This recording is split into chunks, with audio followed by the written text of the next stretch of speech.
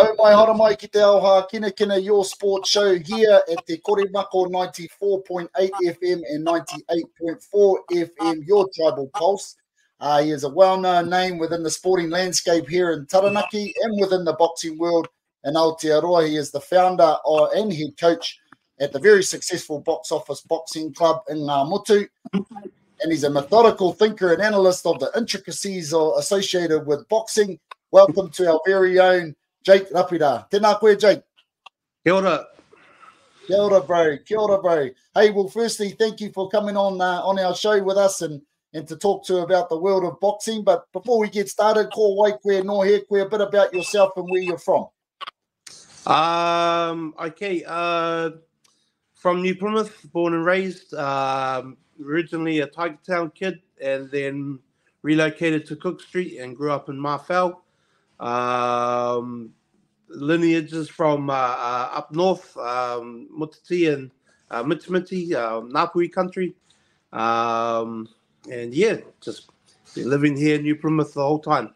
And been doing boxing for the last 15, at least 15 years. At least, awesome. Yeah. Awesome, bro. So you obviously been doing boxing for a long, long while now. What was it that attracted you to boxing when you were a young fella? I grew up watching Jackie Chan movies, Jackie Chan and Bruce Lee and things like that. But because I have hip issues, I can't kick. So I took more of an interest in the hand stuff and boxing. And why I really got into boxing was just kind of out of boredom, really. Just wanted something to do. Awesome, man. That's cool. So you started your own boxing club. How did that come about, and how did you come up with the name Box Office? I kind of a little bit of an idea of where it might have came from, but thought I'd get the story from you. Okay, so we started the club because at the time there wasn't really much happening here in New Plymouth or Taranaki. It's actually for in terms of boxing. There was a couple of clubs, one in Waitara and one here at the old Barrett Street Hospital, but we weren't really doing too much in terms of competitive competition and things like that. So we decided to start our own, and it was called Box Office because at the time me and Sam were working at the movie theatre.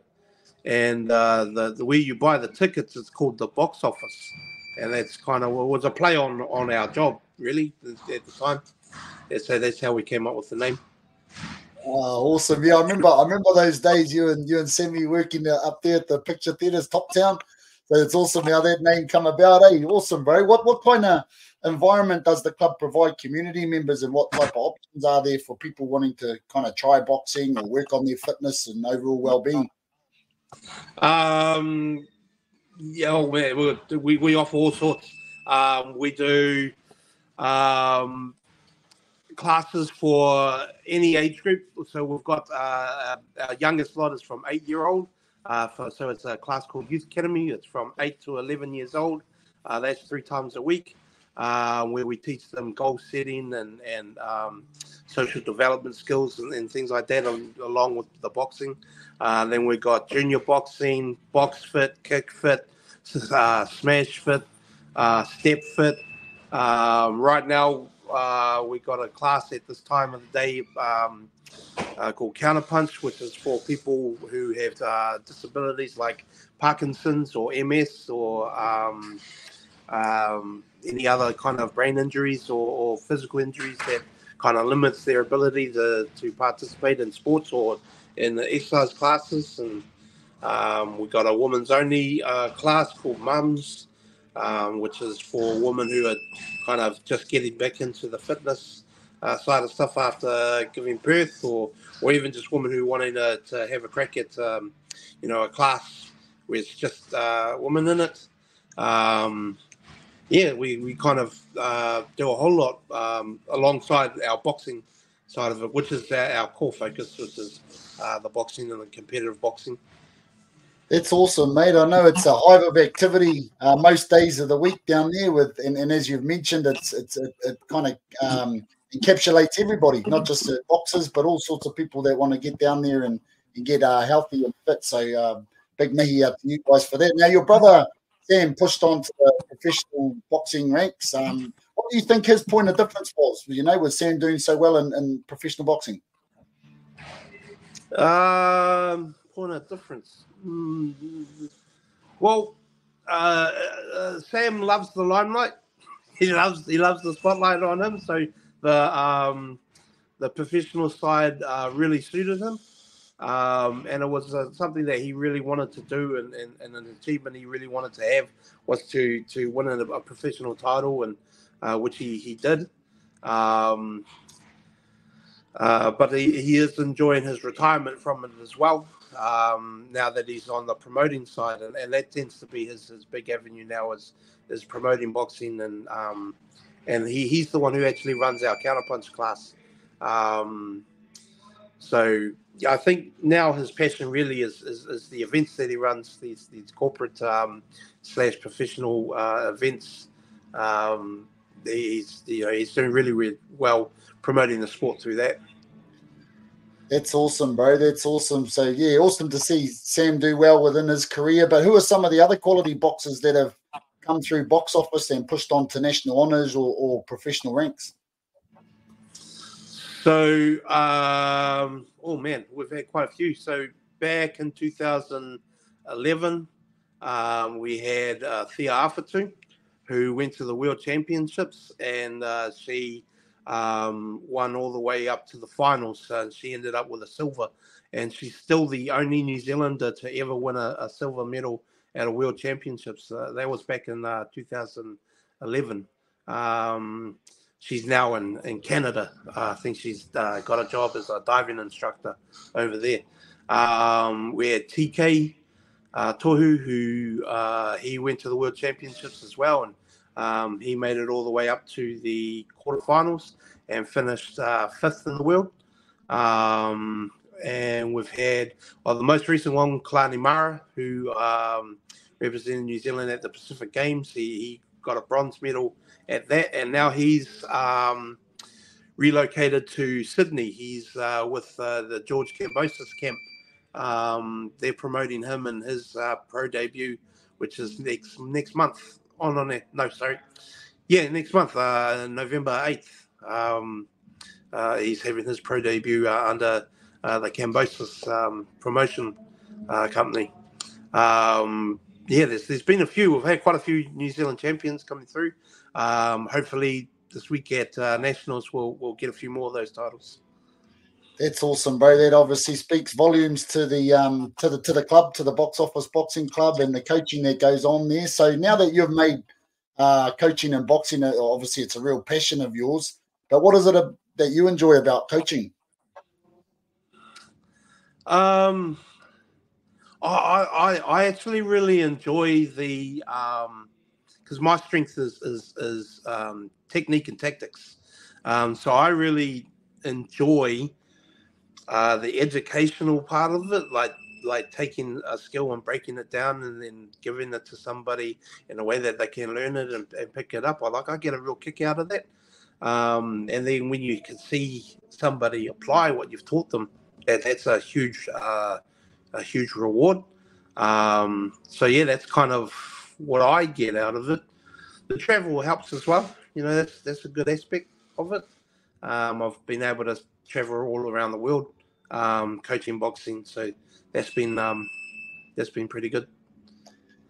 That's awesome. So you've represented New Zealand yourself as a coach. What are some of the memories and highlights that you've had, representing your country abroad? I've actually represented two countries now. I represented New Zealand multiple times, I think 12 times.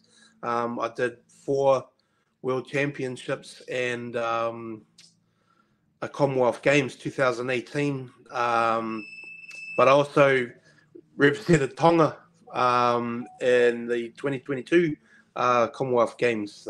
They didn't really have a coach that was able to go for them, so I went as their coach. Highlights, man. Commonwealth Games, both of them, massive highlights. They're some of the best events I've ever been a part of. Being a part of the New Zealand team in 2018 in Gold Coast, that was awesome. And the boxing results we had there, we got 1 gold and 4 bronze, which is the best results New Zealand's ever had for boxing at a Commonwealth Games. And then in the 2022 one, just being a part of Team Tonga, and I actually ended up being a part of a makeshift Oceania team because quite a lot of the Oceania countries don't have certified or qualified coaches to kind of go with them to these big major events. So I ended up working with Tonga, Fiji, Vanuatu, Cook Islands, Niue, Solomon Islands. I think it was Papua New Guinea, but I think we fought against Papua New Guinea. And I even helped out Mozambique because they didn't have a certified cutman to work in the corner. So I went in with them as well. So that was a highlight, just working with so many different countries, and then also being a part of their teams, going to some of their meetings and things like that. It was a real privilege to be a part of. That's awesome, bro. Coming all the way from little old New Plymouth, Ngāmotu, all the way out into the world, representing your country and other countries as well. So that must be really, really awesome. Obviously, you're heading down to Ōtautahi, Christchurch. You're gonna got a tournament down there. Tell us a little bit about this tournament and who you're down there with. Yeah, so it's the New Zealand Nationals, and I'm taking down a team of 5. Taranaki sending a team. It's actually only 5 from my gym that are representing Taranaki. On the team, we've got 4 previous national champions. 2 of them are 2-time national champs. But this year, it's got to be quite a challenge. There's surprisingly a lot more entrants in this year's nationals. So it's going to be a good, long, hard week of competition. But quite confident that we'll be able to come home with a couple of titles. Awesome. And so just on that, who are some of the up-and-coming boxers here in Taranaki for us to keep an eye out on? There's 3 in particular. Ever since they were 11, 12 years old, they've been known as the Yeah Man Crew. And it's Cordell Campbell, from originally Westtown area, Taylon Barent, originally Maryland's area, and Huriwaka Dean from the Mawhao area. They're the ones to watch. They were last year's national champions in their divisions. This year they've gone up an age group, so they have to prove themselves again in a different group. But some really, really talented kids. Huriwaka Dean, and the one from Mawhao, he's actually one of the regarded as one of the best boxers in the country. He's twice won the award for best boxer in his age group. So every single boxer in the country in a particular age group, he was the best out of all of them. So he's definitely one to keep an eye out. He's a future. He'll wind up in the Commonwealth Games and in the Olympics. Wow, how cool is that, eh? From little old suburbs like that, going all the way in boxing, that's really cool. If you had one piece of advice for any aspiring young boxer or young sports person wanting to make a career out of sport, what would that be? Fundraise. Fundraise a lot, because it costs a lot to do these sports, because you have to travel heaps. We're going down to Christchurch. That's an expensive trip. The next trip for Huriwaka is we're off to Fiji to compete. We've just come back from Australian Golden Gloves last month. It costs. So yeah, outside of training hard, train hard, be dedicated, all that stuff. But just as important, fundraise. Oh, love it. Love that piece of advice. Well, hey, all the best to you and the team down in Ōtautahi at the Nationals. There we have it, Whānau, the mastermind behind the rise of boxing here in Taranaki over the last 15 years, a man and a club helping create positive change for the lives of so many. Jake, thank you for your time and thank you for sharing your boxing journey. On behalf of Taranaki, we appreciate all that you do for the support of our community. So ngā mihi nui ki a koe te rangatira.